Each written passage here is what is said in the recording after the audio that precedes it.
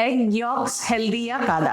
Hi అండి, నేను మీ doctor Yamini, consultant neurologist, Yamini Neurocare, Pogathota, Nellore. చాలా మంది మాకు హై కొలెస్ట్రాల్ ఉంది, మేము ఎగ్ యాక్స్ అంటే పసుపు సొన అనేది గుడ్లలో తినొచ్చా లేదా అని అడుగుతూ ఉంటారు. చాలా మంది ఆ పసుపు సొన అని పడేసి ఓన్లీ ఎగ్ వైట్స్ తీసుకుంటూ ఉంటారు. కానీ ఎగ్ యాక్స్ వల్ల చాలా అడ్వాంటేజెస్ ఉంటాయి.